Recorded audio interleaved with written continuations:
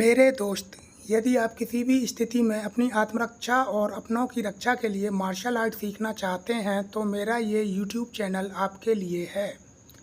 मेरे वीडियोस को देखकर आप आसानी से मार्शल आर्ट को सीख सकते हैं। और यदि आप व्यक्तिगत तौर पर मुझसे मार्शल आर्ट सीखना चाहते हैं तो आप मुझसे मार्शल आर्ट को ऑनलाइन सीख सकते हैं। ऑनलाइन ट्रेनिंग के बारे में पूरी जानकारी के लिए कृपया इस वीडियो के डिस्क्रिप्शन को पढ़िए।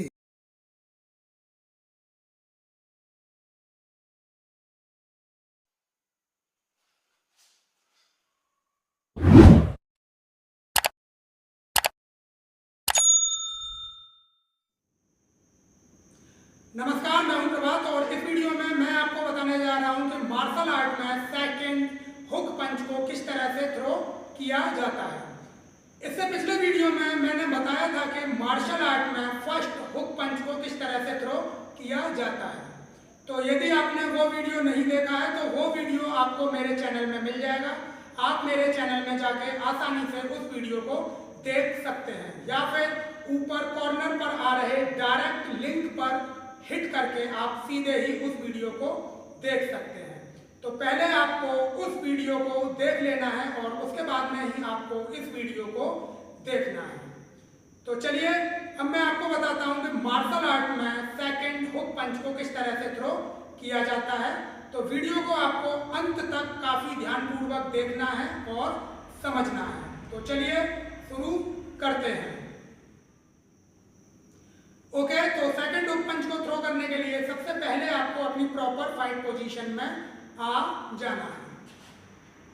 फाइट पोजीशन में जो हाथ पीछे की ओर होता है उससे सेकंड हुक पंच को थ्रो किया जाता है। और इस पंच को किस तरीके से थ्रो करना है वो अब आप ध्यानपूर्वक देखिए। तो आपको अपने पीछे वाले हाथ से पंच को इस तरह से थ्रो करना होता है और उसके बाद में हाथ को वापस लेके अपनी फाइट पोजीशन में आ जाना होता है। तो फिर से इस तरह से आपको पंच को थ्रो करना है और वापस करते हुए अपनी फाइट पोजीशन में आ जाना है। फिर से इस तरह से आपको पंच को थ्रो करना है और वापस करते हुए अपनी फाइट पोजीशन में आ जाना है। फिर मैं आपको फाइट पोजीशन को चेंज करके इस पंच को दूसरे हाथ से थ्रो करके दिखाता हूं। तो आपको अपनी प्रॉपर फाइट पोजीशन को बना लेना है और फाइट पोजीशन में जो हाथ पीछे की ओर होता है उससे ही सेकंड हुक पंच को थ्रो किया जाता है। तो आपको सीधे इस पंच को इस तरह से थ्रो करना है और वापस करते हुए अपनी फाइट पोजीशन में आ जाना है। फिर से इस तरह से आपको थ्रो करना है और वापस करते हुए अपनी फाइट पोजीशन में आ जाना है। फिर से इस तरह से थ्रो करना है और वापस करते हुए फाइट पोजीशन में आ जाना है। तो आपको सेकंड हुक पंच को इस तरह से थ्रो करना है। और अब मैं आपको इस पंच को दोनों साइड से थ्रो करके दिखा देता हूं जिससे कि आपको अच्छी तरह से समझ में आ जाए। ओके, तो अब मैं सेकंड हुक पंच को आपको दोनों साइड से चलाकर दिखाता हूं तो आपको ध्यानपूर्वक देखना है और समझना है। तो सबसे पहले आपको अपनी प्रॉपर फाइट पोजीशन में आ जाना है।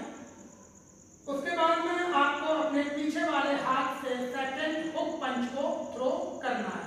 तो इस तरह से और वापस पोजीशन, फिर से इस तरह से और वापस पोजीशन, फिर से इस तरह से और वापस पोजीशन।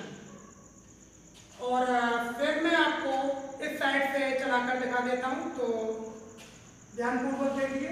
तो आपको अपनी प्रॉपर फाइट पोजीशन में होना है और पीछे वाले हाथ से सेकंड हुक पंच को थ्रो करना है। तो इस तरह से और वापस पोजीशन, फिर से इस तरह से और वापस पोजीशन, फिर से इस तरह से और वापस पोजीशन।